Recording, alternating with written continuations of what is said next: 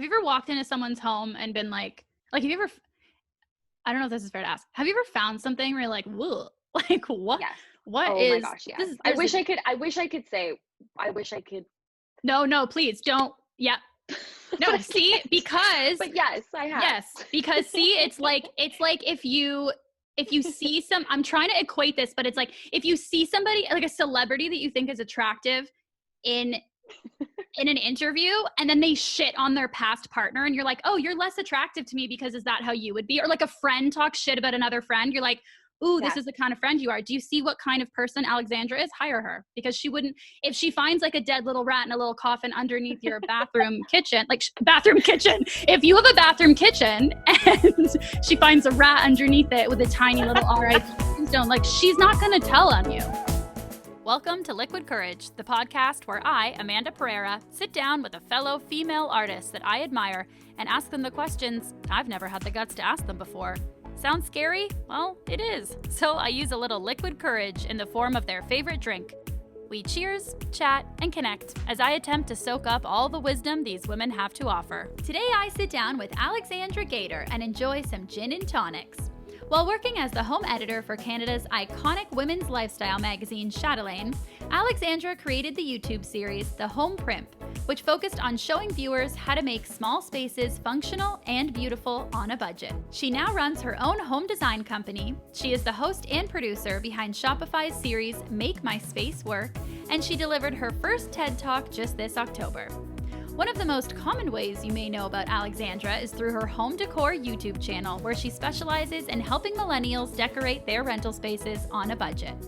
With over 300,000 subscribers, yep, that's right, her channel is full of fun, accessible content, including tons of home makeovers, DIYs, and design how-tos. Her videos are so fun to watch. They're so full of great tips and points of inspiration on how to maximize small spaces, and I love how much she encourages viewers to stop thinking of their rental spaces as temporary and start embracing them as homes. Plus, her videos are beautiful, of course, and she just seems like the loveliest human being, which, spoiler alert, turned out that's true. So Alexandra is a home decor YouTuber and a woman I admire immensely.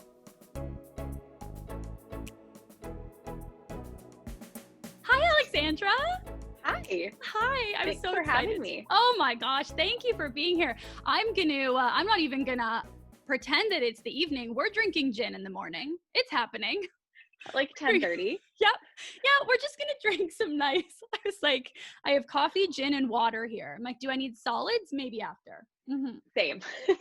Yeah. Haven't had breakfast, but that's okay. Yeah, I forced down a blueberry bagel because I'm like, you need some carbs to soak up.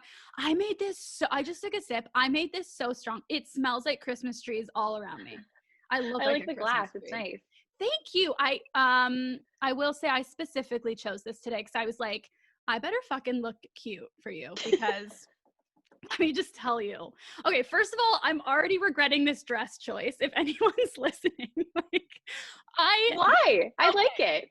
Really? Okay, I saw this at H&M and I was like, this is either the most fashion forward moment I've ever had or this is an awful mistake. And it does like button up at the neck, but I feel like that makes me look like, because I put it on a hanger. I drenched these in water today. So that, whatever, I undid it. I don't know what I'm doing.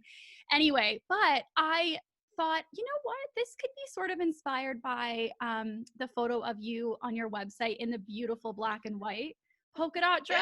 Thanks. It's like an iconic dress. It's iconic because it also has its own Instagram called Hot for the Spot, and dress like everyone. So this Instagram basically takes pictures of people wearing it, like spotted the Hot for the Spot dress in, you know, the drugstore, or like the LCBO. Like people just take pictures of other people in this dress. Yeah, do you think it's anyone really funny. Would take a picture of me in this dress? I feel like this is like the ugly stepsister of your dress. It's like peace. But also, every time you walk into H&M, I feel like that's the that's like the battle. It's like, is this super fashion forward or do I just look odd? Like there's Yes. no in between. 100%. Is this me trying too hard or does this look effortless? I don't know. And I should also say, like, the shape of this dress, there's no shape. Like, it's just a bag. It tapers right in at my neck as like a little turtleneck. And then even the sleeves I had to roll. It's just a big tent. Yeah. Anyway, you know what? I don't care. I was like, I'm going to put on bright pink lipstick for her because you always look so cute in your lipstick on your YouTube channel. So whatever. We caked on way too much highlighter out of anxiety. It's fine. Okay. Alexandra, enough crap about my dress right now. This is why we're here. Okay. You have a booming home design business. You have a home design YouTube channel with over 300,000 subscribers. And you were just named one of the top 20 design change makers to know in 2020 by Apartment Therapy. Congratulations. Yeah, thank you. And you just gave your first TED Talk. Like, holy shit. I know why I think you are so wonderful, but I'm wondering, why do you think people respond to you and your YouTube content so positively? I mean, it's a question I ask myself every day, but I will say that I really think, the whole reason I started my channel was because I saw a gap in the world of home decor. And I think, especially this year, so many people are looking at their homes differently, and I think appreciating home decor more than they ever have before. Because we're in our homes all the time and we want them to be comfortable and warm and, stylish. But I also think that, I worked in a magazine for 4 years in editorial, and I was the home editor there, and I really felt like there was no in between. Just like when you walk into H&M, there's no in between. It's either like you have been in the world of interior design for years and years, and you kind of like, do everything by the book.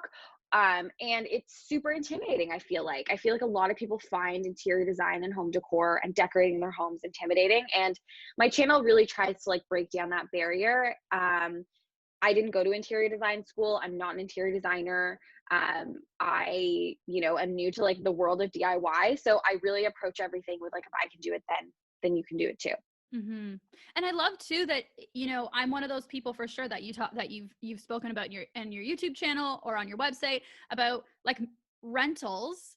You think of as a temporary space, but then I know you've said before, it's like, yeah, but then you end up sometimes living in a rental for like 5 years. And what are you supposed to do in 5 years mentally? Are you living in this space? Like, okay, I shouldn't relax here. I shouldn't For like sure. ground myself here and feel like home, so I love that. For sure.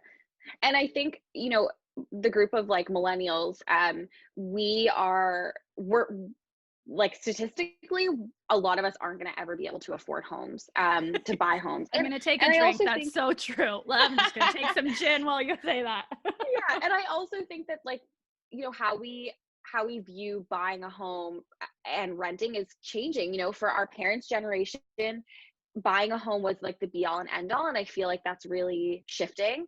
And so I really wanted to create a space where people, even if they rent, or maybe they've just bought their first home and they have absolutely no money to renovate it or decorate it, I wanted to be able to help those people. And, decorating a space, especially a rental, is so simple. Like you don't need to knock down walls. You don't need to even paint, really. Like there's so many small changes you can make that have a huge impact.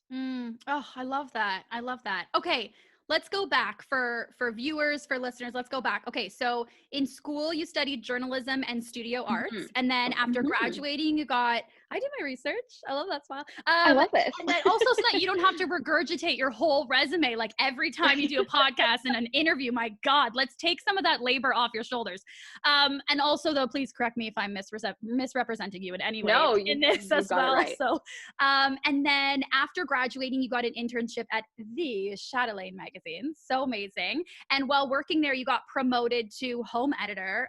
Shout out one of the youngest editors at the magazine. Like, just no big deal. We'll just throw that in there too. But I also will say I had a few jobs along the way before I got to that position. So it wasn't just like a jump from, intern. I paid my dues. Absolutely. There was years in between starting and getting home editor, 100%. And before that, you were assisting the home editor, which like Yeah. That's the way to do it, to learn. And then while working as the home editor, you created the home design YouTube series, The Home Primp, which gained literally, I'm not saying this as just like a fun phrase, literally millions of views. Okay, so you're Yeah. loving what you're doing. You're putting out your interview. It's fresh. You're loving life based on reading interviews and stuff. Seems like you were loving it.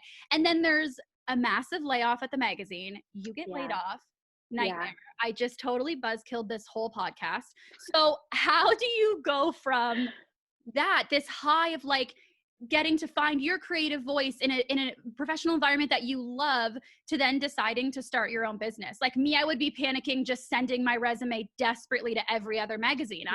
So how do you go from layoff sadness to pom-pom inspiration? So the way it happened was kind of wild in the sense that we had been producing the home print for a year. And it did well on our website. Like it got a little bit of traction on our website, but on YouTube, it was, had like 200 to 400 views per video. And then 3 weeks before I was laid off, the second last episode we would ever film hit like 1 million views or something. And it was crazy. And so all the other videos were gaining so much traction. And when I got laid off, it was kind of like this pivotal moment because I felt like I had lost so much, but I also knew that I was at this point where I was like, okay, well, people are watching, and how do I create this and do this on my own? But to answer your question, this isn't very helpful, but like, I didn't really think about it. Like I wasn't sitting down being like, okay, I need to start applying for jobs, or I'm going to start my own business. Like I didn't really have a plan. I just kind of knew that the momentum was there, and I just tried really hard to figure out how I could do it on my own, and how I could recreate the videos without this like massive brand supporting me. Because the truth and the reality of the situation was they had all the equipment, they had the budget to buy some of the furniture. I had all the contacts from Chatelaine to call in home decor to prop in these shoots. But yeah, I guess the short answer is like I didn't really think about it. I just kind of kept doing what I had been doing. I love that you're like, this might not be the helpful answer, and really here I'm like, that is way too humble. Because I mean, even you saying that you clocked the momentum of the things that were happening, you clocked what people were liking and what you were liking, which is so important. And then it sounds like instead of making it a cerebral choice, you made it like an intuitive choice. Like your body just sort of, your gut just knew like, oh, this is what I should do. Instead of sitting down and being like, here, plan. You just went with what your gut told you to do. Well, I think, growing up too, and being in university and hearing like these mentors say, just do what you love and just go for it. I was always like, I would be sitting there being like, but how? Like how? And I would desperately like look for podcasts that gave me some insight on like, how did these women do it? Like, how did they go from being an intern to having like a multi-million-dollar business? Like how? And I think there's always this kind of critical moment where you just decide, like you just said, like your gut instinct of this is what I'm going to do. And I talk about this a lot actually, but my mom always taught me to trust my gut. And I'm very like certain that I have a very strong gut instinct. When something doesn't feel right, I just kind of feel it.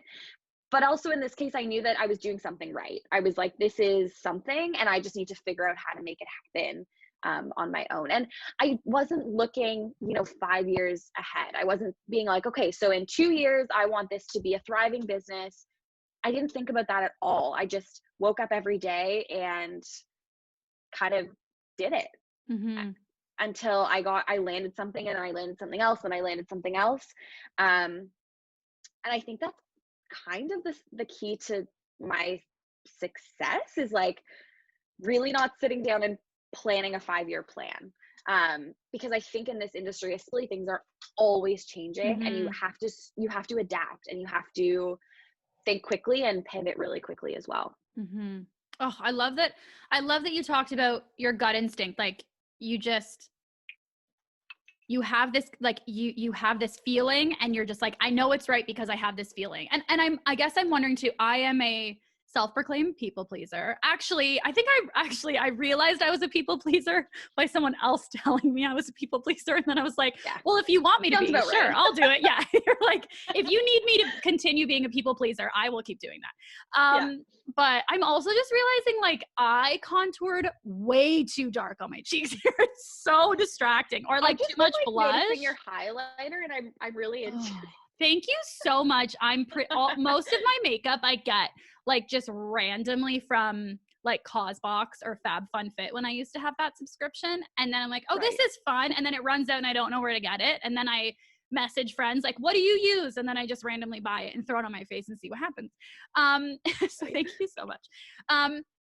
But in being a people pleaser, like I love design, I love style, I love all of it. And I would be so terrified to do it for somebody else. Like it's something where I would never, when I was a kid, I always wanted to like cut my Barbie's hair. I never did because I'm terrified of commitment, but I'm sure even as of like a 5-year-old, but even now I don't know if I could design someone's face or like do someone's eyebrows, cut someone's hair, like something.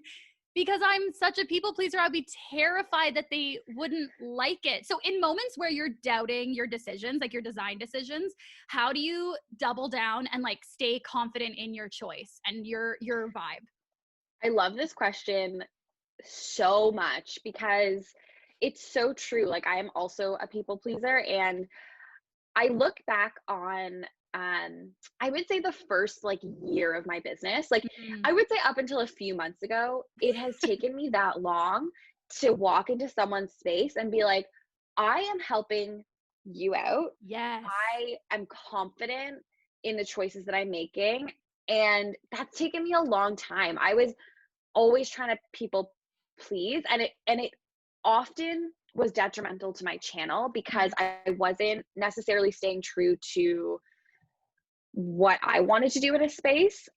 And it's a fine line. My job is kind of funny because I'm not an interior designer. It's about gifting people these makeovers. It's about surprising them, and it's about having kind of an outsider's perspective on what I think is best for a space. And I think a lot of people, interior designers have a tough job because they really have to balance what they know is the right decision versus what the client wants. Yes. And it took me, I would say, a year and a bit to really kind of figure out what my place is in this whole world, and like in the world of what I do. And I'm just very clear now, like what my role is and what the role of the client is. But I think when you're starting anything, especially a small business, it takes so long to really find your groove and figure out like what your place is in it. And I think we often get really caught up in like what is my role, or how do I fit into this landscape of interior designers? Who am I? Like, what am I? But I think the beauty of YouTube is that I've really been able to like carve out a space for myself. And it's something I've really been working on for the past year, is like not trying to people please as much, but putting myself first and having confidence in my decisions. And I think when you do that, the payoff is like so much greater because you're like, oh, I trusted myself and this other person likes the space. And that's a really good feeling. Yeah. Oh my God. Yeah, that must be such a wonderful payoff, especially when you do choose to like, yep, I have a little self-doubt, but no, we're doubling down on myself. I can do this. And then they cry and love it. And you're like, oh, great. Yeah. Well, and it's funny because you're in an industry where like, as a person, for yourself, for your heart, for your sanity, you don't want to operate only being a people pleaser. But then in business, of course you want to please people. Like, of course you want to please your clients. So it is that like tricky balance, especially if you are sort of figuring out who you are and what you are. Like you said, so much of that influences your design. And it's sort of like, I feel so much. I mean, even in my place, like I'm constantly, it's like the chicken or the egg. I'm like, I don't know who I am. So I don't know what I like, but I'm supposed to put up what I like. I don't know what comes first. Like, I don't know how to figure out, you know what I mean? Yeah, for sure. And I think it's been such this past 2 years has been such an amazing learning experience. And a lot of it has been like a it sounds so cheesy, but like a self-learning experience, and really figuring out you know, figuring out like who I am and what my design style is and how I interact with different people and, you Mhm. know, discovering that I'm a people pleaser and trying to figure out like how to mediate that in my everyday work life as well. Yeah. Well, and do you ever, you know how sometimes you'll have a conversation with somebody and you'll walk away being like, fuck, I was such an idiot. Like, why? And then you replay that moment in your head. Like, I feel like everyone does this. I've done this with most people who I've then had on the podcast. Been like, tried to talk to you once, fucking failed, walked away. But I'm wondering if you ever have that with a client. Like, do you ever walk away after revealing a space to somebody and walk away and be like, did they maybe secretly hate it? Like, are they secretly unhappy with it? Or like, I'm thinking, if you follow a client on Instagram and you see they posted a selfie and like, oh, they changed the photo I put up. Like, did they actually hate it and I didn't know? All the time. I Oh, would say more so in the earlier yeah. makeovers, which I cannot bring myself to watch. Oh Um, no. but I would say, you know, it's I would say that I've tried to stop doing that or I'll go crazy, but also realizing that like home decor is such a kind of like it's such an evolving thing. And Yes. so when I see people now use the base of the space that I've given them and they've made it their own, it actually makes me so happy because Mm. like for example, Sarah Ann, her makeover was so fun. I made over her condo bedroom and she still has basically all the elements up. She's changed a couple pieces of art, but it makes me so happy that she's using the space Hmm. and that she's making it her own, and that just proves to me that she loves it and yeah, and I think I've also come to terms with like I know that I'm not going to give someone a space that they're going to keep, you know, picture Yes. perfect forever. And I'm really there to like give people a starting point, a jumping off point. And then walking away, I now know that, okay, they're probably going to change a few things and make it their own. But that's kind of the point in a way, you know? Hmm. So it's kind of reframing that in my mind. Whereas before, I think a year ago, I would have been like, oh God, they moved the vase. Like they hate it. But it's not really like that anymore. Um, and yeah, I think having the confidence, walking away being I've given them something, you know, whether Hmm. that's like a bed frame or like a brand new accent wall, I've given them something that they can work with and make their own, Hmm. Oh, if that makes see, any that's sense. 100%. It's so much healthier. I mean, that's like give a person a fish or teach a person to fish. You're teaching people to fish. See, this is, as you were speaking, I'm like, oh yes, this is the healthier way to think about it, of like, no, but look what I gifted them and now they can do it themselves and they can express themselves in a different way by moving the Yes. vase to the left or the right. My therapist would right away be like, see, Amanda, this is your restrictive thinking. You think something has to last forever to have value, and it doesn't. But So we've also like, learned. you know, I also want to say that it's taken me a long time to get there and a lot of therapy sessions about working with people and clients and like having my own expectations of I guess what I'm giving people. Mhm. And it's like I said, it's been such an amazing learning curve. And going into people's homes too is such an amazing experience. And I know that it's a Yeah. privilege to that people trust me in their spaces to change things around. And um, when people come to me and have all the faith in the world, I'm like, that makes me feel so Aw. good because they Yeah. obviously trust me, you know? Yeah. Have you ever walked into someone's home and been like, have you ever, I don't know if this is fair to ask. Have you ever found something where you're like, whoa, like Yes. what Oh my is gosh, yes. this? There's a, I wish I could say, I wish I could, no, no, please don't. Yeah. but No, I see, can't. because But yes, I have. yes, because see, it's like if you see I'm trying to equate this, but it's like if you see somebody like a celebrity that you think is attractive in in an interview and then they shit on their past partner and you're like, oh, you're less attractive to me because is that how you would be? Or like a friend talks shit about another friend, you're like, ooh, this Yes. is the kind of friend you are. Do you see what kind of person Alexandra is? Hire her, because she wouldn't, if she finds like a dead little rat in a little coffin underneath your bathroom kitchen, like bathroom kitchen, if you have a bathroom kitchen and she finds a rat underneath it with a tiny little RIP stone, like she's not going to tell on you. No, No. no. And, you know, one of my favorite things I think is actually going into people's spaces and scouting. So we always scout a space before we make it over. I mean, during the pandemic, we've been doing that via photos, Yeah. um, but I love going into people's homes and like seeing how people live. And I'm like, we're all the same. Like we all want to make our Aw, beds, you know? I mean, I make my bed yeah. religiously every morning, but I realize that I'm the anomaly. But like, yeah, like it's just I love there's a part of me that just loves like seeing what people read and what people are into, and yeah, it's fun.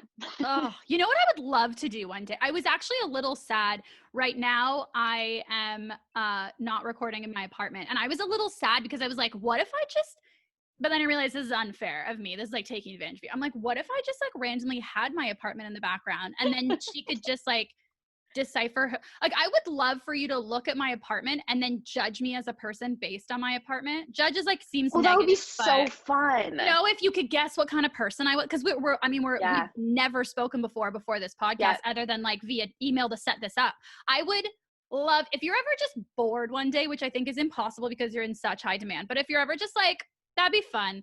I will FaceTime you and I will not talk. Okay. I will just walk you around my apartment and you tell me who I am. I I love this idea. I think maybe you've like come up with possibly a new series idea. I think that's so fun. I love it. It's so fun. Yeah, I love that. Love it. Oh my Because God. you And can, you yeah, you can tell so much. And also what will be so nice is often like sometimes people don't clue in like, oh yeah, this space isn't really reflecting me. And so if you're like, okay, here's what I'm getting from your space, the kind of person you are, yeah. someone could be like, I'm just realizing how low the armpits of this dress are as I'm talking. Like, I am in a sack. I am in a pea soup sack. Okay, that's I love fine. it so much. Well, now I can't unsee the pea soup. I know. And you know what though? I kind of love peas. And I happen to have these like this shade of yellow on my nails that I hate, but I'm just like, whatever. Like this is the part is like when I'm really practicing my like trusting my gut. So if I'm making a choice, then like, listen, this is the choice you just go with made. it. Pat on the Yeah. back. You're going to be wearing this ugly yellow for at least a couple days. So that's what's going to happen. Good job, Amanda. Physical pat on the back. Okay. You touched upon imposter syndrome. Oh, I have to actually say, like, especially I love listening to interview podcasts and doing one on my own. The amount of times that imposter syndrome comes up, I feel like 95% of people, because there are those few people who I'm like, how are you self-actualized and this is not a part of your everyday thinking? But Yeah. I realized I just called you not self-actualized. Like, I apologize. No. And myself. What a jerk. Okay. But but for most people, I feel like imposter syndrome takes up it steals so much of their brain time, thinking time, Yeah. whatever. It's the Yeah. gen. I can't even talk. And especially working in an area like YouTube where you are, I would imagine, bombarded by unsolicited opinions from people about not only your work but you as well. Like just everything. I feel like YouTube people, I mean everything online, people just think it's a free for all, which it is not. It is a choice to follow and watch. Get off the internet if you're a jerk. So how do you combat imposter syndrome when those thoughts come creeping in? Yeah, I love your questions are so good.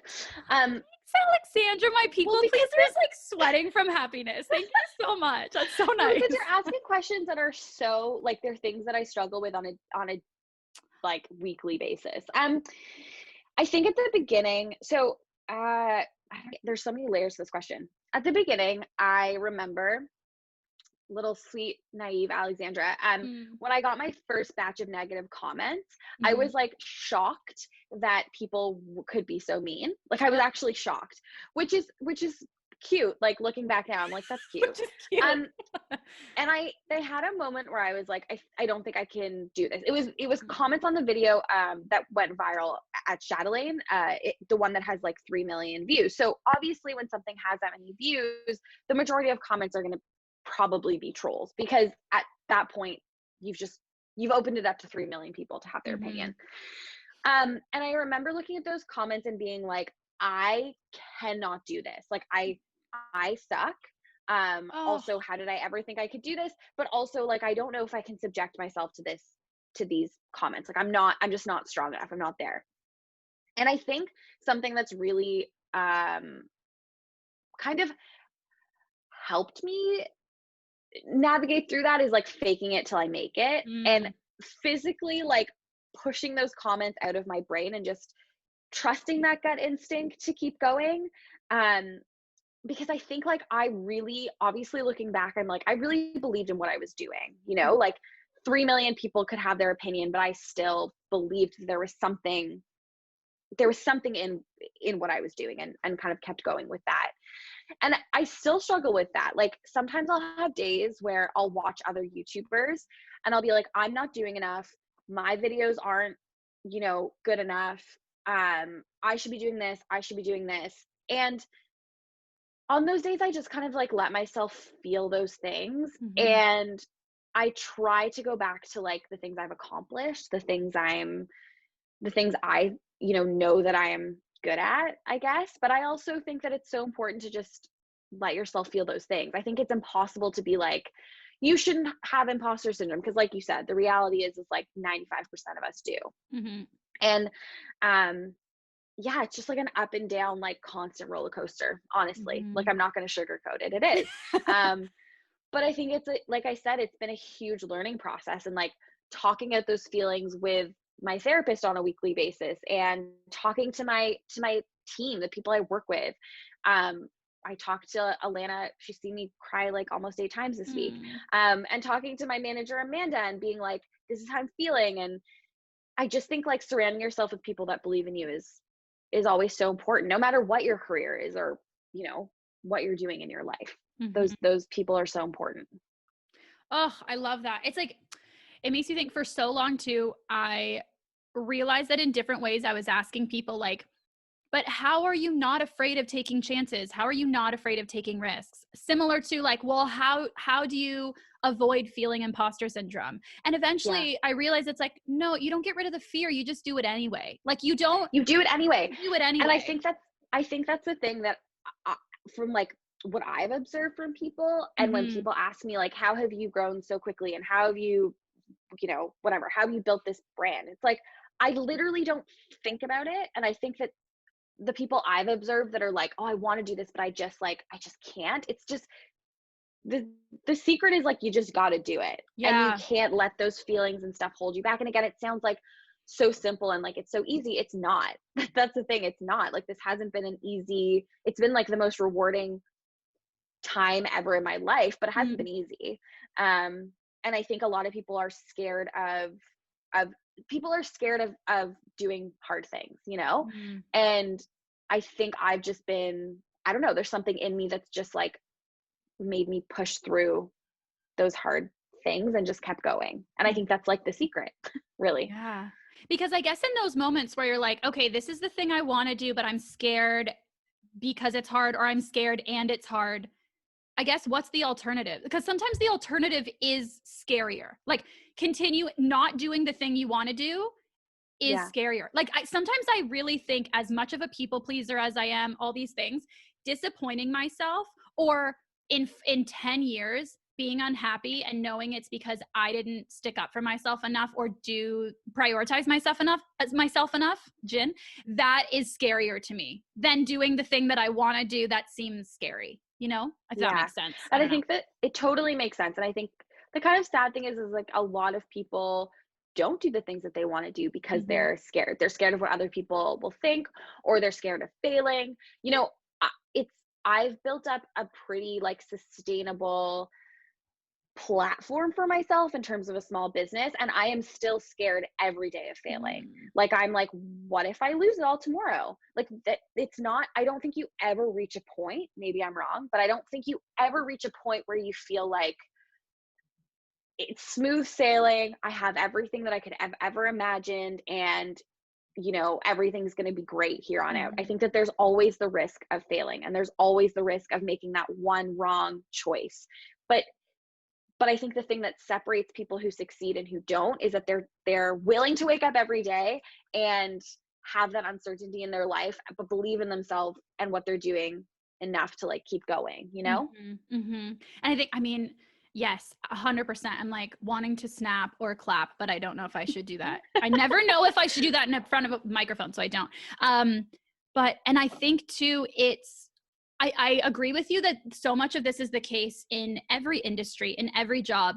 And I think what layers it as even more complicated or difficult for someone like you who works in not only design and a service business, a service industry, but also on a social media platform and on YouTube, is that it's not like those negative comments or things like, you know, yes, you could just turn them off and not read any of them.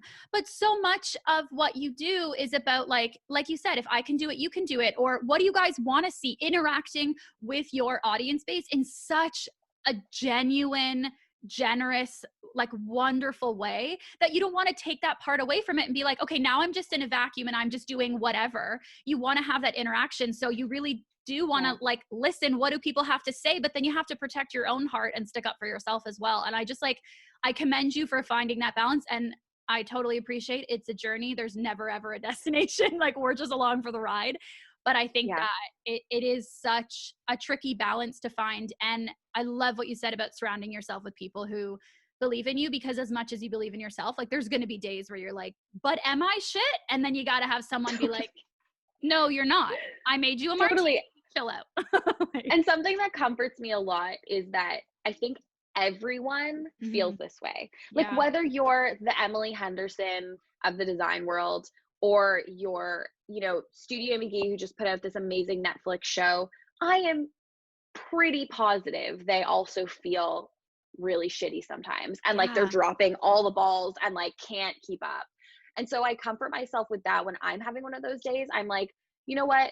Those people also probably are looking at what I'm doing and being like, oh, I should do that or I should do that. We're all in this like weird world together and like looking like left to right and being like, what are they doing? What are they doing?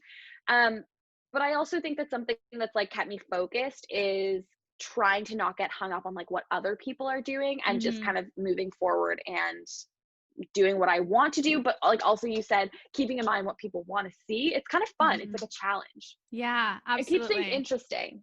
It does. Yeah, absolutely. Well, and it's like a never-ending brainstorming session with lots of people who already love what you're doing, because that's why they're there and that's why they're engaging. So yeah, absolutely. Exactly. Oh, that's so fun.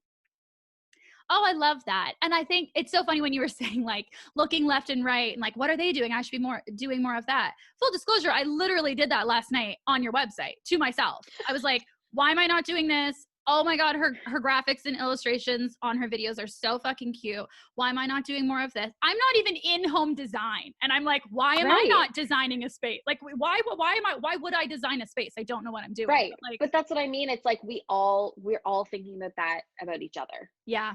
You know, like it's this constant, we're all thinking about that. I know. So it pisses me off. It drives me crazy. You know why? Because like, especially, I have to say, like, especially having the immense pleasure of talking to so many people in the arts on this podcast, and it comes up so many times, and I get so frustrated because I'm like, you are so wonderful. How are you ever doubting yourself? Like, please. And then I'm like, Amanda, look in the mirror, because you are also doubting yourself. I feel like it's so much. Someone said this quote, I don't even know who it is. So like, what respect am I showing? That's awful. But someone said one day, a wonderful person, I hope, said like, and now I don't even know the quote. What is this? What is the point of this? But basically it's like, if we took all the time that we spend doubting ourselves, like how much could you accomplish? You know, it's like, oh, we all feel like there's not enough hours in a day. And I somehow mentally found that in COVID, where I'm like, no, you literally have all the hours, but still you feel like exactly. And I talked to my therapist. I was like so stressed out to my therapist. Like, I just need more time. And she so wonderfully just sort of checked me of like, you're at home like you're making your schedule. Nothing to do. You have nothing. Nowhere to go. And I was crying weekly to my partner, like, I'm just so stressed. I have so much to do. He's like, you're putting these deadlines on yourself. Like, please. Yeah. Yeah. But I also think that's a really good example of like, I think we can't ever do it all, right? Like during lockdown, I was like, well, I should be cooking. Like I should be like Lauren, cooking wholesome meals. Yes. Sorry, we should all be like Lauren. Lauren is a mutual friend. Yes. But I think, you know, but maybe Lauren was sitting there being like, I should film some home decor videos. She probably wasn't. But like, what I'm saying is I don't think you can ever win in that battle in your mind. Like you can't ever win. And there's no one that's doing it all. Like there just isn't. No. Even though it probably seems like that, there's not. 100%. Well, and this brings so much into like being having an online persona, okay, there is so much pressure online, I think, to be authentic. Like, oh, she's being fake. She lied to us, blah, blah. Like, there's all these ideas of like, be yourself and be completely authentic. And on any social media platform, I think we get that. And of course, you need to sell yourself, whether you are in home design or you are doing something else. You need to sell yourself and your brand online with whatever business you're doing in order to bring new subscribers and new customers. So you're posting highlights. Like, this is anybody, even if I'm just like random woman with my business doesn't connect to Instagram at all. You're posting your highlights, what you're proud of, what you feel confident about, everybody does. And so although what you're posting is authentically a part of you, it is a part of you. It is not all of you. And I'm wondering, what kind of pressure do you feel online to only present like the happy, awesome and optimistic, and they both came out. So optimistic, sweet side of you. And how does that affect when you meet people in real life who only know you from online and have these like expectations of you? Yeah, again, such a good question. Thank you. It's so nice. I think I kind of have it easy in the sense that a lot of the world of YouTube is people sharing their lives. And I don't really share my life because I'm making over spaces. That being said, I've noticed in the last, like, I would say, I don't know, year, I've realized that people want to know about your life because they connect with, they're connecting with me.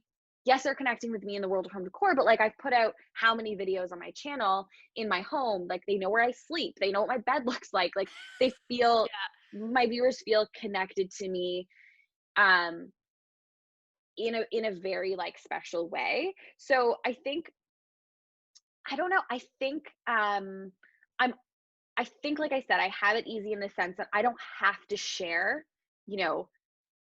my partner, or I don't have to share my family or my really low times in order to like gain views and gain traction, because a lot of YouTubers like kind of have to, or they feel like they have to. I don't feel like I have to do that. So I feel like I'm in a really lucky kind of spot where I get to kind of choose what I share and what I don't share.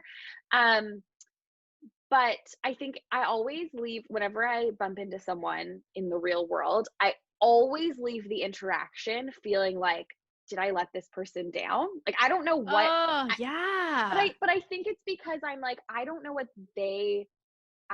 they think I am versus who I actually am. Yeah, like you don't know what parts of you they like or are resonating with. So you're like, what parts should I like allow to come out right now? But then I should just be myself. And God, what a mind fuck.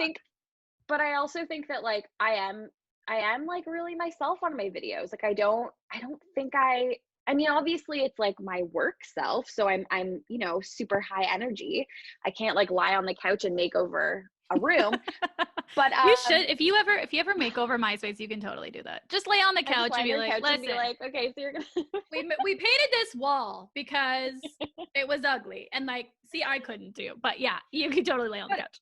But yeah, I also acknowledge that like my YouTube channel is a part of me. It's a very authentic part of me, but it's just a part of me, and it's not my whole, well, it feels like my whole life sometimes, but but like, obviously I have stuff going on just like everyone else does. But yeah, I don't feel pressure to share those parts, which I'm really grateful for, because I know a lot of people do feel that pressure on the internet. But I don't, I guess. I think the weirdest thing was when I realized that like bringing people, because I'm not sharing a ton of information about my personal life, if I bring in like a little like nugget, then people kind of create a story, because that's like the one piece of information they have.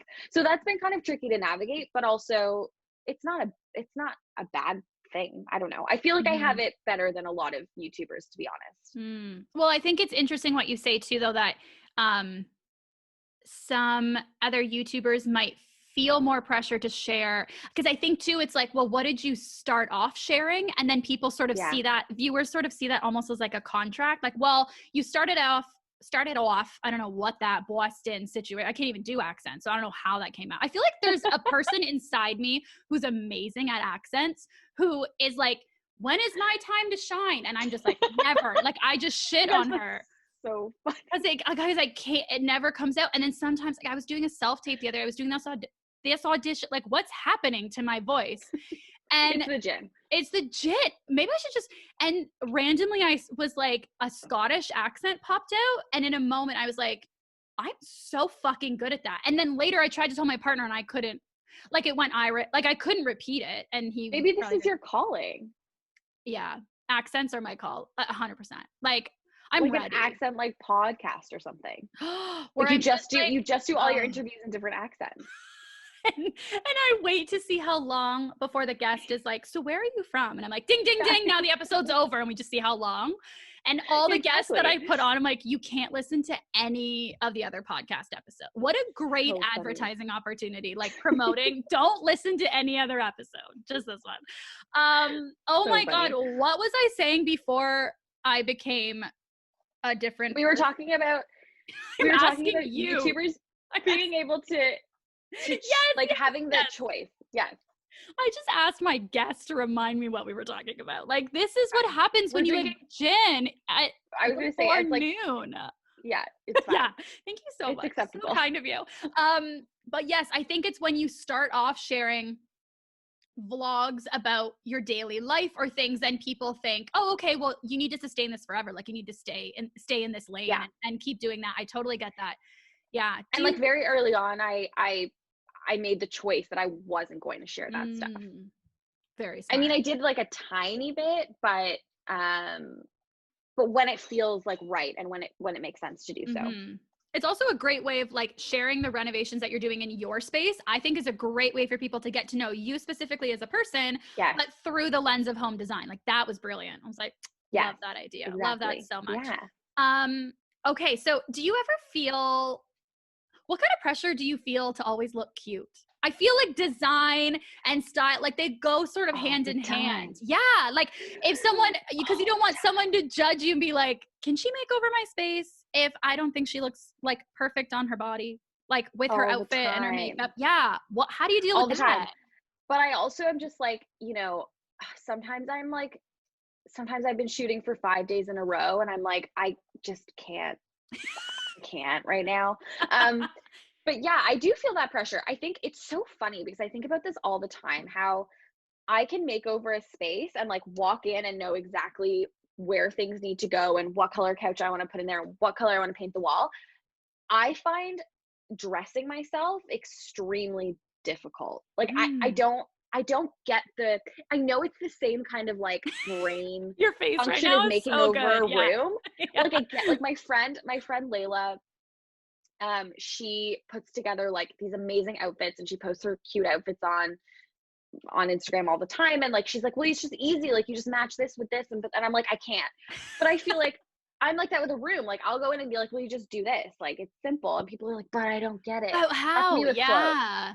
So I've kind of like, I've kind of come up with a uniform. Like, overalls are my thing. They're super easy. So you just throw them on and you put a cute shirt underneath. This sweater, I have 4 different colors in this sweater and it's super comfy and I wear it with leggings. So I haven't really figured out the precise formula to dressing myself, but I try. I just try. That's all I can do. Well, you always, I mean, the reason I thought of this is because in every video you look adorable. Like, and you look so stylish. Well, but then you know what I'm thinking? I'm like, oh my God, she looks fucking wonderful in every video. And maybe this comes easy to her, but also whether it comes easier, just because you can doesn't mean that you have to. And fuck the pressure to have to look, you're not there saying, I am a style guru on my body. You're there being like, I know how to like, I know how to design this space. But there comes like any design-based industry, I feel like there's this assumption. Actually, here's like, so as an actor, if I ever have to go do, like, if I ever get headshots done, anything with a still camera, not a moving camera, I'm like, I don't know what the fuck I'm doing. Like, I'll shoot a commercial and I'll feel great. And then like this one, I was like, okay, yeah, great. And then we went to go do the print side.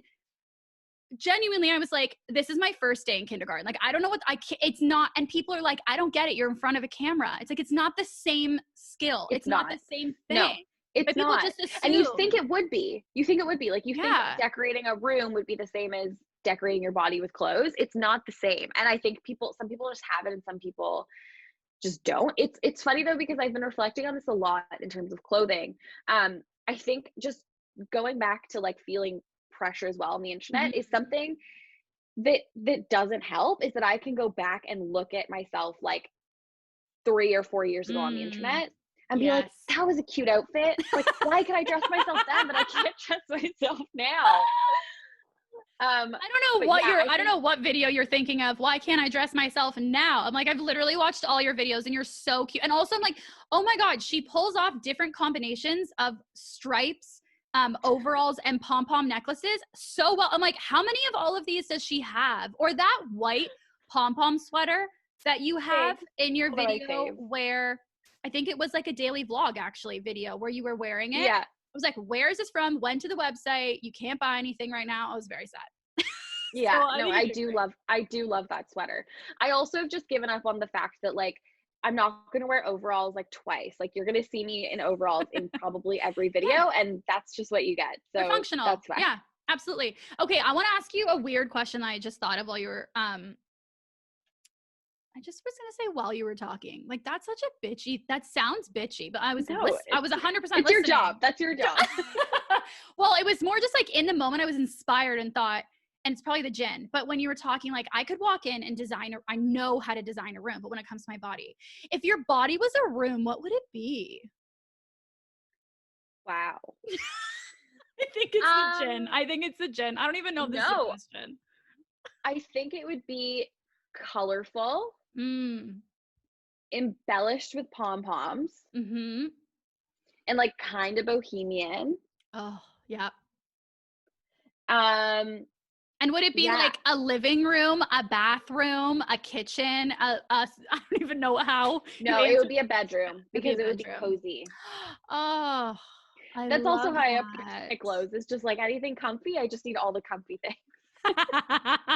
My first instinct was that I would be a foyer, but I don't know what that means. I was going to say, what is your... I'm like, maybe like an entryway? I need to talk to my therapist. Come on in. Why? I feel like it's not quite sure yet. Like, I am not showing the whole thing yet. Like, I'm not showing fully who I am, but I'm getting there. Like, come on in. There's going to be more, but you won't know right away. Yes. I don't know. I think you should ask this question to every person on your podcast. What room is your body? Yeah. I think it will be met with the same response as your initial one of, whoa. Okay. And then you generously, whoa. Like, what the fuck is this question? Let me try and be a really kind person. You totally were. I love that. I think I want my body to be, I don't know. I want my body to be a really cute balcony, but right now she's a foyer. That's what I think. Love that. And there's no substance to that. That's just like we're talking about visceral gut instincts. That's my gut instinct. You don't need to question it. Look at my arms while I'm talking right now. This is ridiculous. Okay, I should drink gin in the morning way more often, Alexandra. Okay, I just shook my whole table. Okay, so I would love to get a couple little pieces of advice from you. And also, here's the thing. Your expertise and time is valuable. So please feel free to make these so brief, because I should not be, you know what I mean, getting free advice. Okay. Totally fine. So she says, totally fine. And she takes a drink of a long sip of her gin. I'm ready. Totally fine. I guess it's a work day. I'll just work for free. Okay. But for real, like, don't. Yeah.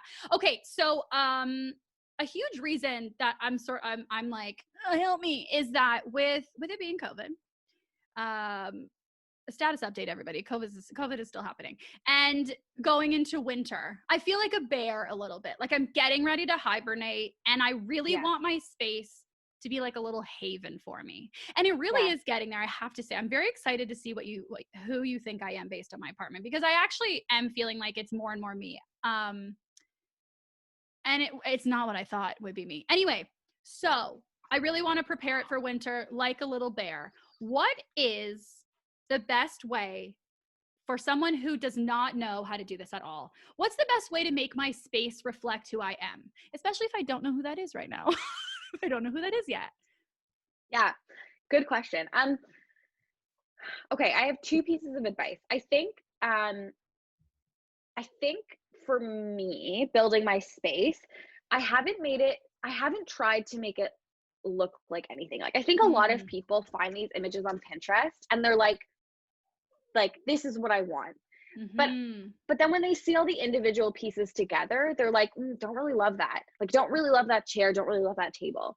And I think the key to having a space that feels like your own is literally going to stores or looking online and buying things that you love.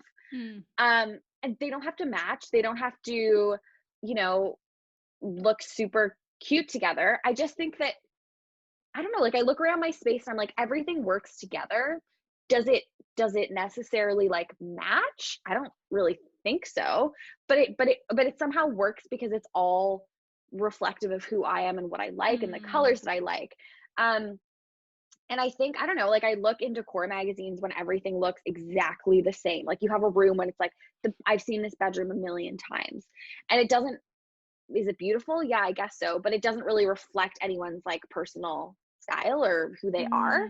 So yeah, my advice to you would be to pick things that you love, but then also use Pinterest or Instagram to find commonalities between the spaces that you're pinning or you're saving. So what I love to do sometimes is go onto my Instagram and look at my like saved posts.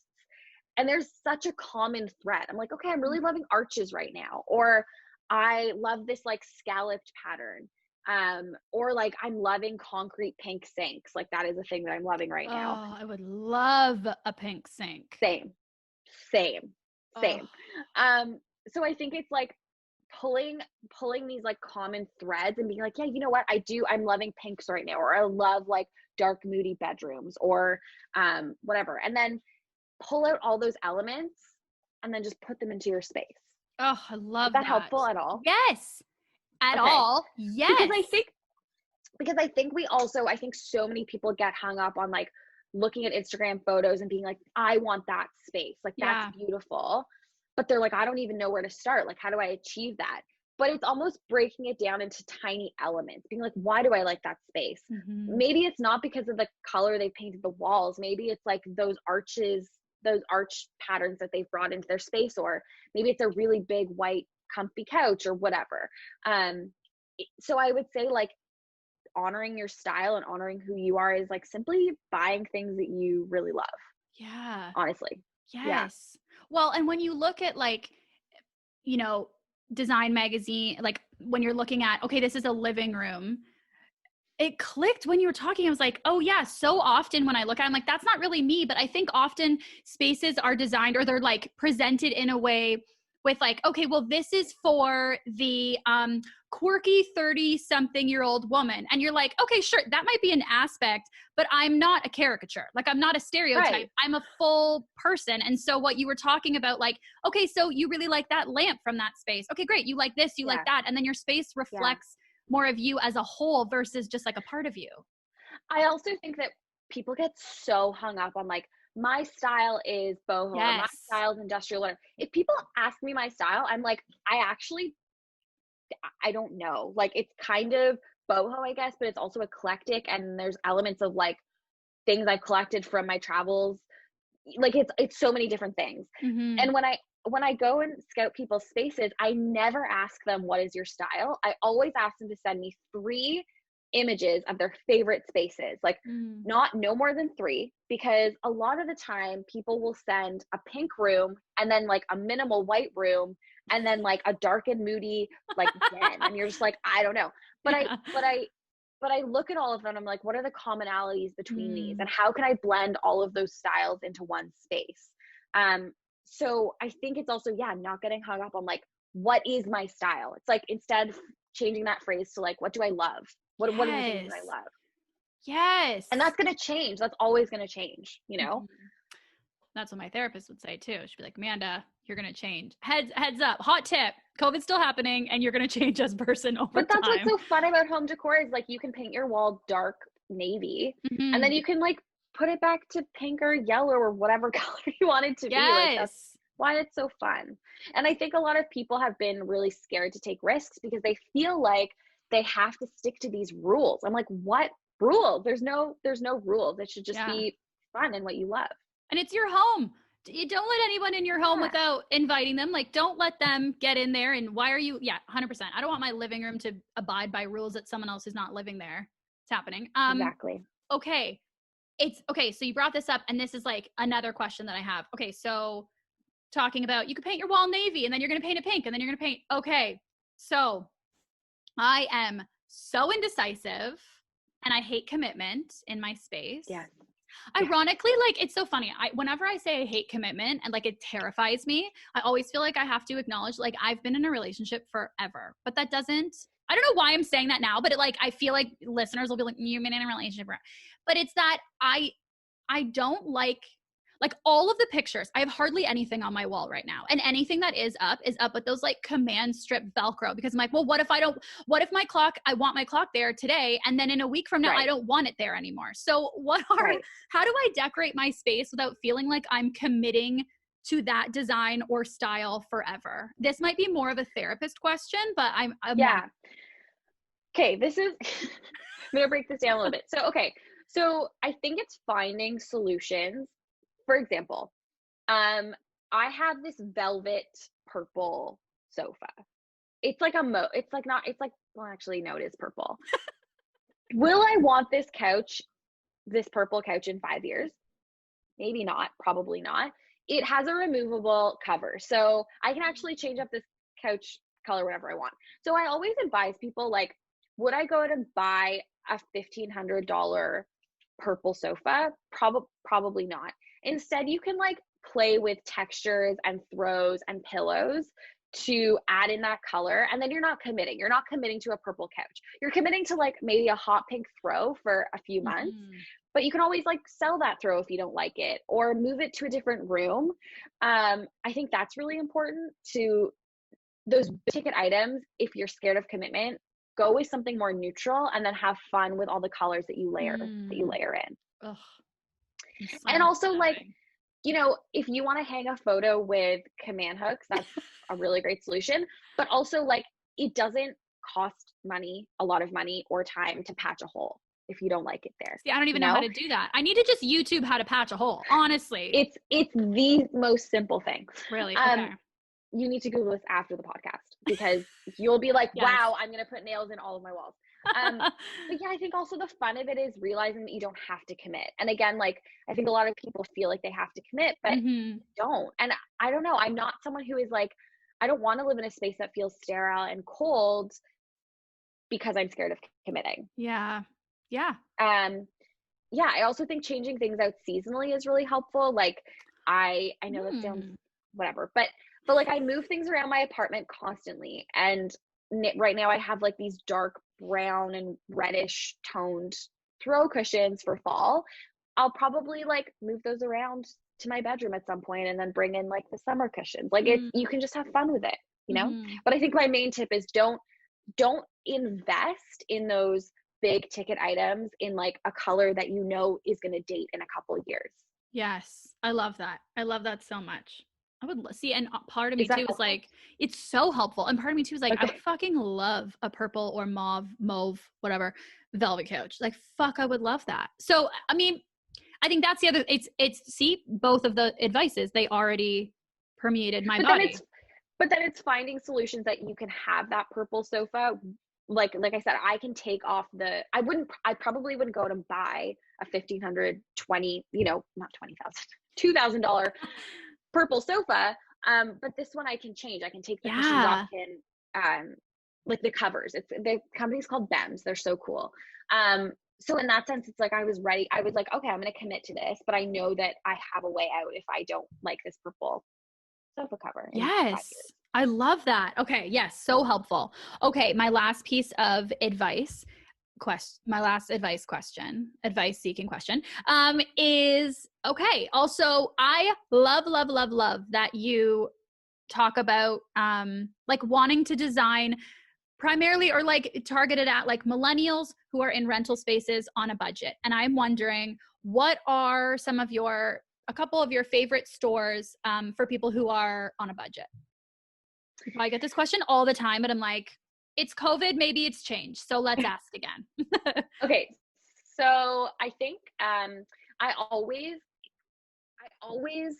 advise my viewers to spend a little bit more money on those big ticket items like a sofa. Mhm. So even this doesn't really answer your question. I'm kind of doing a tangent, but I just want to make a side note. I think the big ticket items are so important to invest in, because I don't see home decor as just relating to one space. Like, I look at everything in my apartment, and if I move, I will bring all of this stuff and recreate the room in my new apartment. So to me, it's like I've really tried to invest in things that will last me a long time and that I'll be able to take with me. Like lighting. I never cheap out on lighting, because lighting makes such a difference in a space. And I know that I've collected lights that I know I'll have in for years to come. But in terms of budget friendly solutions, my favorite stores, should we break it down to categories? Oh my God. A-type, I would fucking love a category. Okay. So rugs, I love to shop on Rugs USA. They always have sales. There's also a rugs.ca. I think they're the same company. They always have sales. They have beautiful rugs. Rugs are so expensive. They always have amazing sales, so you can get really good budget finds there. For furniture, I love Structube, IKEA. IKEA, you can hack anything and make it look so beautiful and unique. I also love Article. They are not super budget friendly, but they are just such an amazing company. And for those really big ticket items like a new sofa or chair, their furniture will last you forever. And it's such classic but stylish pieces. Yeah, I think those are my top. I think those would be my top ones. I'm trying to think of it. And then, you know what? I also love independent, small makers, like ceramic companies and boutiques that sell these beautiful tea towels. It's you can actually find some really beautiful pieces that are handmade that aren't super expensive. Printable art is also one of my favorite things. So artists sell their art for a fraction of the cost because you handle the printing and framing. Juniper, is it called the Juniper Print Studio? Printable Concept. There's just these amazing companies that sell this beautiful art for $20, and then you print it and frame it and hang it in your home, and you're getting these gallery worthy pieces for under $50, which is amazing. Yeah. Oh, I love that. I actually went on Printable Concept. Yes, Printable Concept. And I was on Society6 last night. Yes. For hours, just being I love this. I love this. And it's funny what you say. So before, because I had a bunch that were saved in my wish list or whatever, that I thought, okay, I want to figure this out above my couch or something to just put up art, especially now. Again, winter is coming. I want a space that I feel so happy and excited. And originally I was all of these pieces of art need to go together. And so I would go to the artist and I would love one piece and then the others just wouldn't speak to me in the same way. And yesterday, I swear, I guess you telepathically were telling me this advice before we spoke, because I was going through and being fuck this. If I love a photo, I'm not going to think about well, where would I put it? Whatever. Just add it to the wish list. Yes. Because I'm a bunch of different things. So I love that. Yes. I love that so much. And I think it's so you'll be amazed if you go into, all your wish lists and buy 5 things and bring them into your home, you'll be oh my gosh, this actually works together because it reflects me. And I love all of these things. There's not a single thing in my home, I would say, that I don't love. And that's because I just bought things and invested in things that speak to me, and I'm not buying things to be that won't match my sofa, or it all matches because it just does. Because if you're buying things that you like, there's common threads in there. Yeah. Oh, I love that. Okay. I want to ask about, to wrap up today, I want to ask a little bit about you outside of home decor and home design. Okay. What is something outside of home design and YouTubing that you want to be doing more of, professionally or personally? I would love to be writing more. I used to, I wanted to actually go to school for creative writing. That was my dream. Definitely writing. I was writing so much in university, short stories, and it just makes me feel very centered and calm. Oh.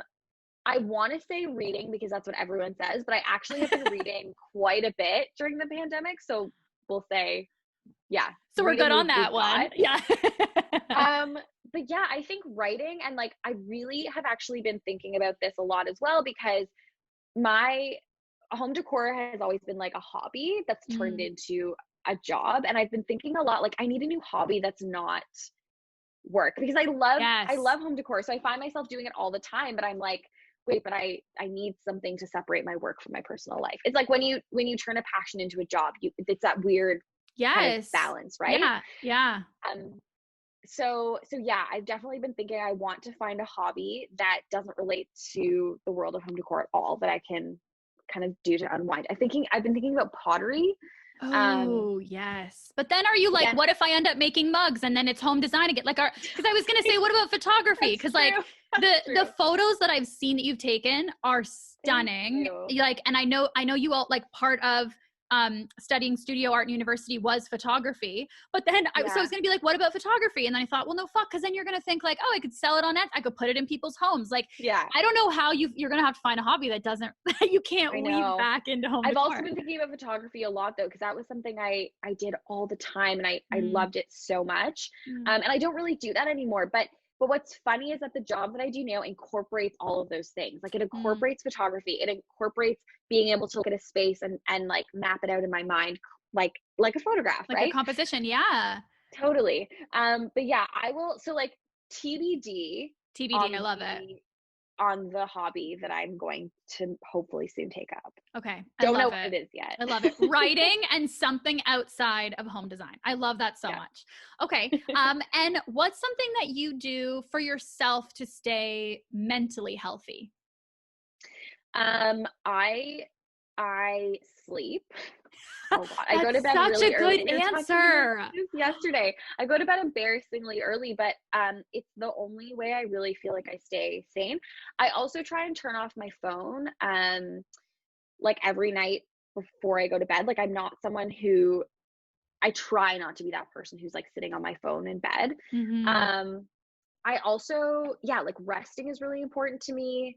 And just trying to like mentally shut off. I've had a lot of conversations with this about this with my friends lately.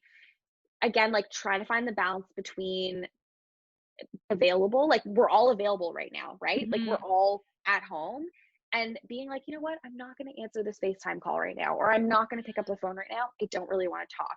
That's been something, that's a boundary I've really been trying to create for myself, or else I just feel burnt out all the time. Yes. Well, and just because, and I'm saying this as much for myself as anything, like just because you can do something doesn't mean that you have to, or that for Yeah. yourself that you should. Like just because, yes, technically I could pick up the phone right now doesn't mean that I need to, because Yeah. you don't need to justify needing time for yourself, needing downtime.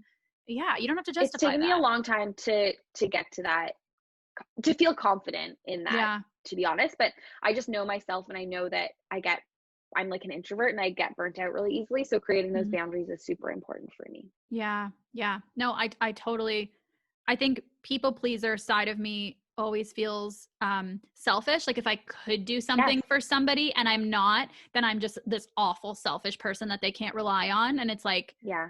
no, they want you to be healthy too. But You I know? also think about it in terms of like, if I want my job to be sustainable, or if I Mhm. want to be a nice person, then I have to create those boundaries, or I'm not going to be able to succeed at Yeah. anything. Yeah. Oh, absolutely. What is a guilty pleasure of yours? I love asking people what their guilty pleasure is. A guilty pleasure. Okay, wait, I need to think about this. A guilty pleasure. I think like ordering. I love, I'm so excited. Your face, I'm so excited. I love guilty I'm pleasures. gonna say like just like ordering in like an excessive amount of takeout food. Or like, Yeah. no, I have a good one actually. You're already like, no, that was shit. Let's move on. No, my partner is gonna laugh.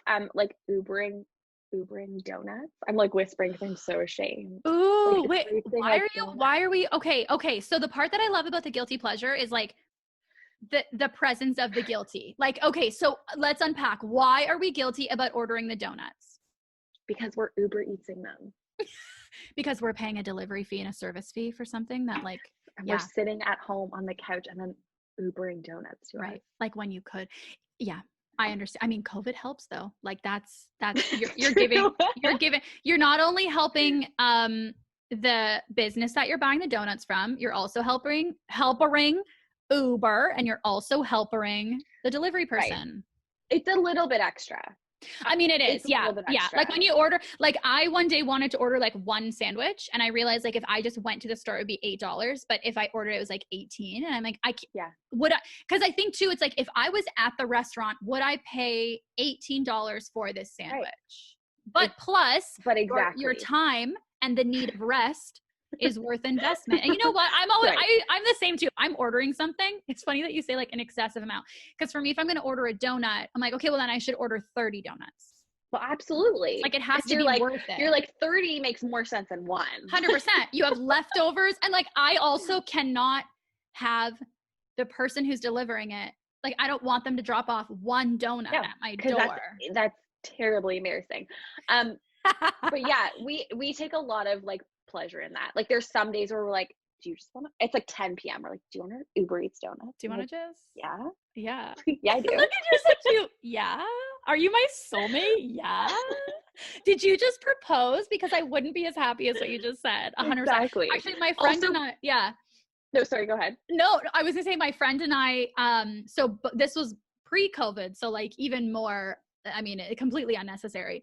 Sometimes she would come over after I was done work and we would just like watch Netflix and just like hang out, and sometimes like, oh, let's have some wine, let's have whatever, watch Netflix. And we would eat like, she would eat all my freezies. That was a really annoying part because I never had leftovers. Anyway, but I swear to God, like we would have like a weekly hang, and I gotta say like 3 out of 4 times we would just sort of turn to each other and be like, do you want to order McDonald's? But here's what we're ordering from McDonald's. She is ordering, Steph, I'm calling you out. She is ordering a snack size McFlurry. And I was like, bitch, order a large. She would order a snack size McFlurry, and I would order like 2 or 3. One time I did 12 chocolate chip cookies. That's what we're ordering on Uber Eats. And then we would rock, paper, scissors and fight over who had to answer the door because of the shame of like, it's just such a small order. It's not not what we're ordering. It's the small amount. Right. And that's the thing. It's not like my guilty pleasure isn't donuts. It's like it's Uber ordering them to my doorstep at 10 p.m. That's what it is. It's the feeling that it's so unnecessary to get this item delivered. Yes. Also buying home decor magazines, like $12 home decor magazines that I never read. And I'm always like, I'm going to relax with a cup of coffee on a Saturday and read these. No, like, because boundaries. Saturday is not a work day. I heard you saying that the other day, and I was like, fuck, good. She's like, I'm talking about you. I'm talking to you about you. I swear, I made this drink so strong. Like I panicked and made it so strong.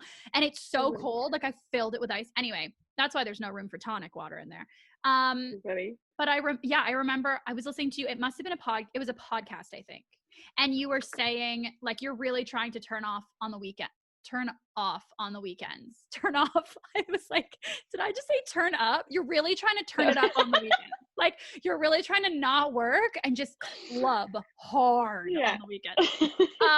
I love this. I love that guilty pleasure because I get it. I think it's like sometimes we don't feel like we deserve like if something feels like a little too luxurious, a little too convenient. Like what is it? Why?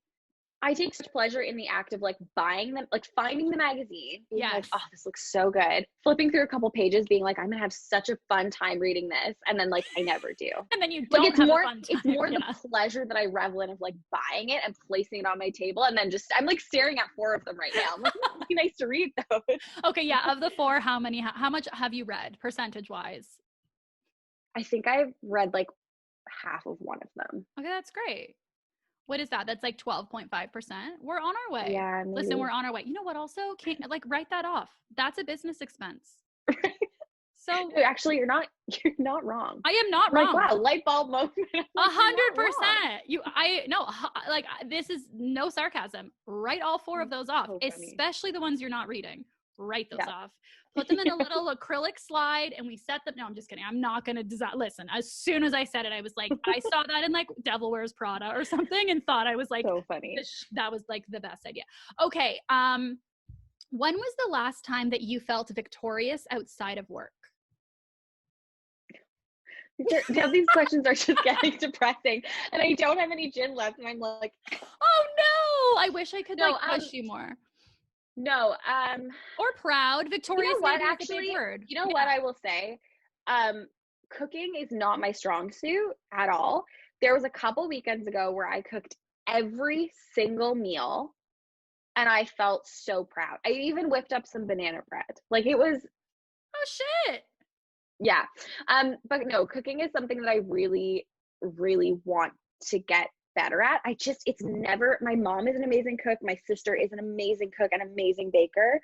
And I've just like never taken the same pleasure in it as they have. But yeah, that weekend I nailed it. Oh, nailed it. I was so bored. I was like, what can I do? Because I'm not working. I'm so bored. I'm like, what can I do? I'm going to cook every meal. Is that I feel like that's like a victory. Yes. Also, it's the last time you felt victorious. It's not the last time everyone would say you had a victory. Right. Okay. Fuck yeah. Yeah. Listen, oh my God, what did I do yesterday? I physically, at the suggestion of my therapist, I physically patted myself on the back for something. Oh my God, yesterday, I moved a heavy thing into the basement that I didn't want to move.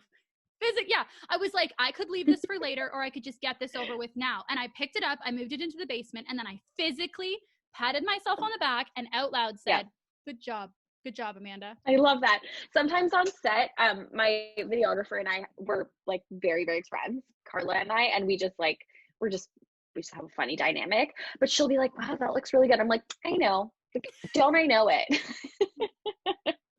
You don't have to tell me twice, but thank you for saying it out loud once. I appreciate it for the validation. Yeah. It is. And with people who really know you, I think there's this need to be humble and absolutely you want to be humble, but you also want to be confident. And I think a lot of us are like, ooh, where confident turns into cocky, it's actually an illusion. It's way higher than that. So when people who really know you, you can sort of like, be like, I don't know, just be like, yeah, I'm fucking amazing, because you trust that they know you're not an asshole. So you're like, totally. I can ask you to make me an Oscar and give it to me. Exactly. Like, thank you so much for that. I appreciate that so much. Okay, this is like a totally out of left field, and it just came to me when I was thinking about what I wanted to ask you about. Do you like horoscopes? Do you believe in horoscopes? Okay, great. Yeah.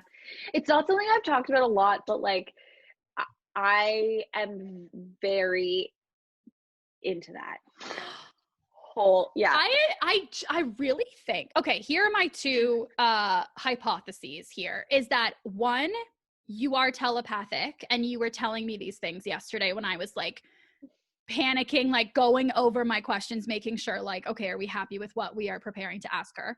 Or, which I think it's a little bit of both, or who you are really does just come through so much in your content that I could just infer that you love horoscopes. Okay, I know nothing about horoscopes, but I love them. I know nothing about tarot cards. I have a pack. I know nothing about crystals. I have them all. But I thought it might be fun to read our horoscopes for today. I love that idea. Okay, great. Especially, are you going to read them? Well, I was going to look them up, and then I very much tried to find out what your birthday was. I almost texted our mutual friend Lauren. I was like, I shouldn't text her in a panic. Like, it's wait, do you know when it is? I don't. Can I ask you when your birthday tomorrow. Is? No, it's not. Are you kidding? It is. No, I'm not. It's tomorrow. It's October 28th. Oh my God. I'm freaking out. I'm getting sweaty. I've almost forgotten like 8 times, but it's in the calendar. It's in the calendar. It's in the calendar. I love you that it is. My Bible is my agenda. Or my agenda is my Bible. I don't know what would be the proper way to say it. Oh my God. Okay. Happy early birthday. Thank you. I knew this is so yeah, I'm a Scorpio. Okay. What are you? I'm an Aries, and I'm a I've been told that I'm a cuspy Aries because I'm April 19th. So I'm the last day of Aries. But growing up, when I read J14 magazine, Same.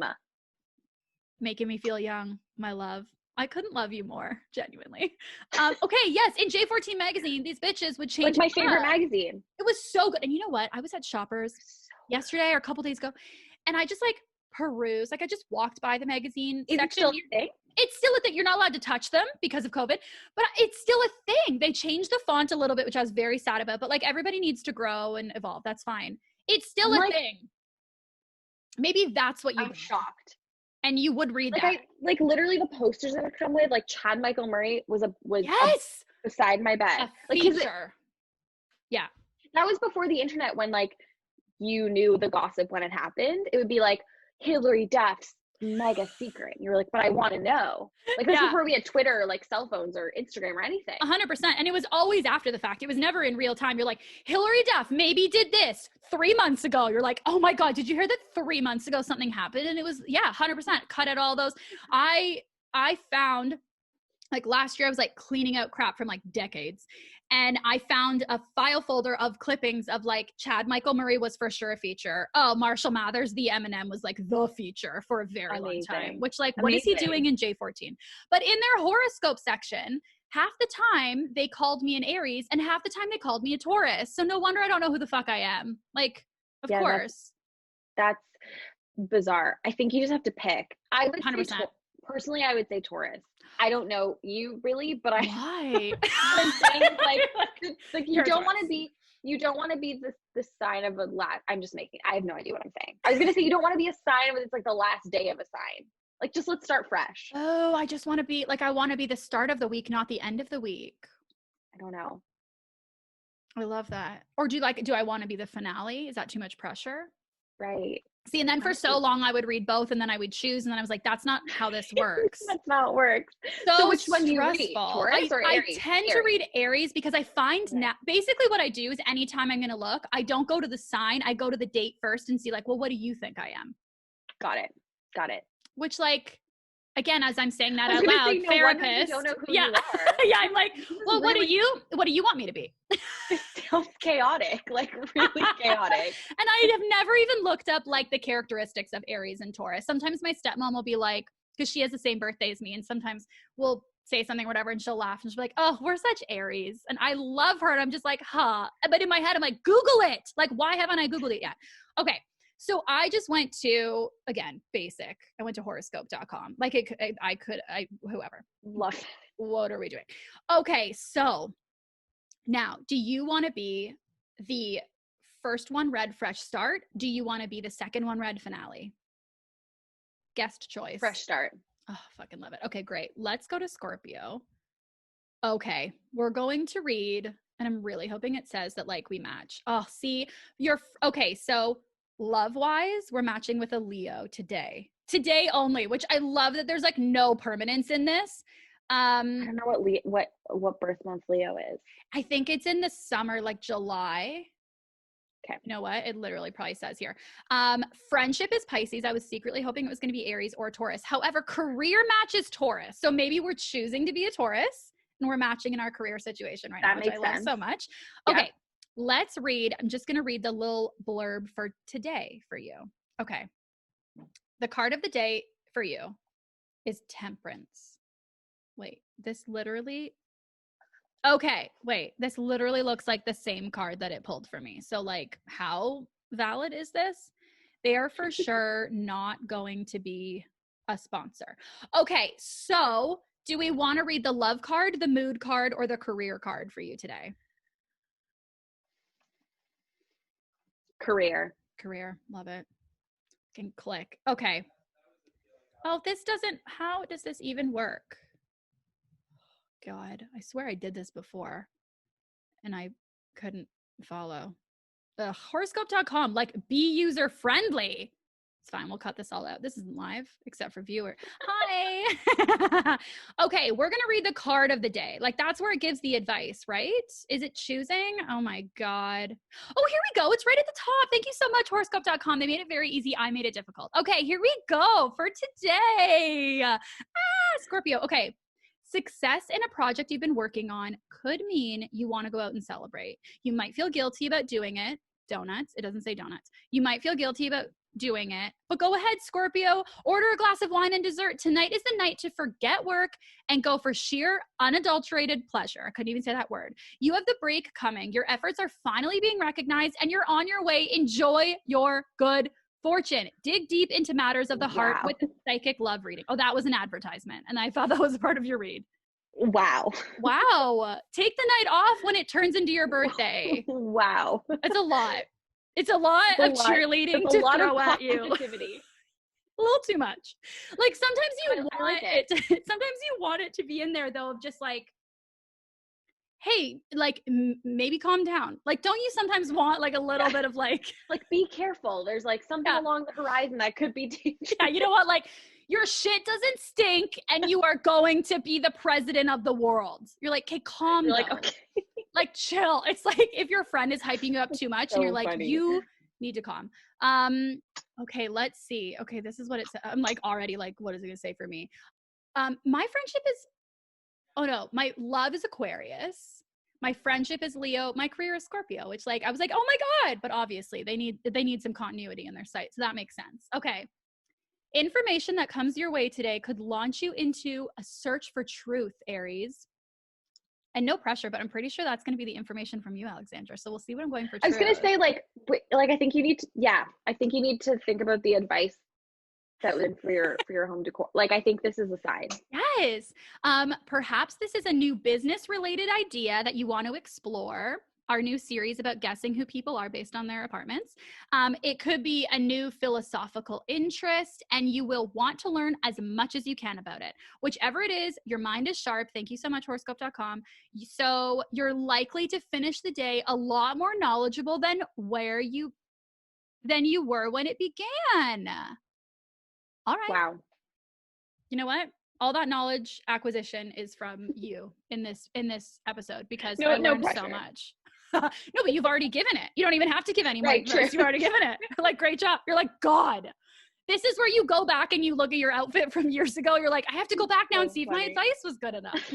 Oh my God. I love that so much. I think they're fun.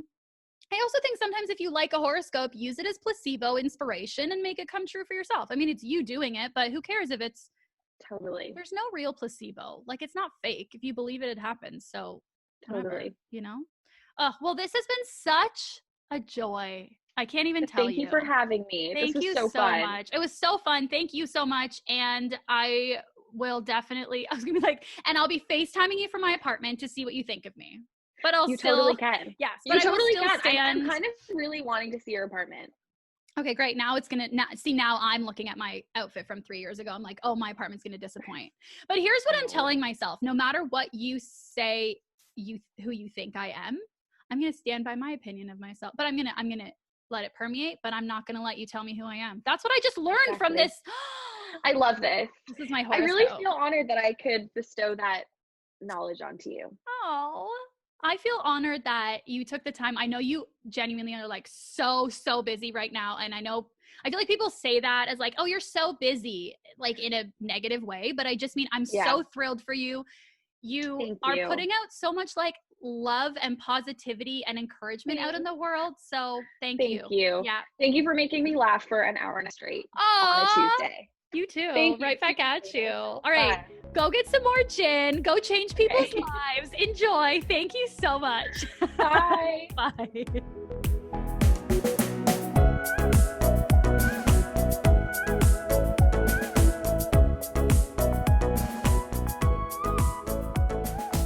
Thanks so much for tuning in to this week's episode of the Liquid Courage podcast.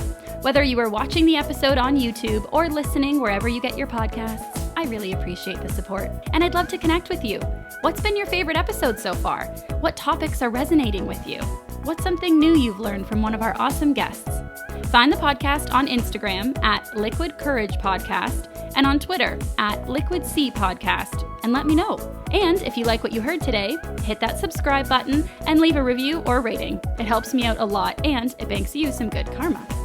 The world is a really scary, uncertain place right now, and being able to connect with these inspiring artists each week has really helped me mentally, emotionally, spiritual, all the illies.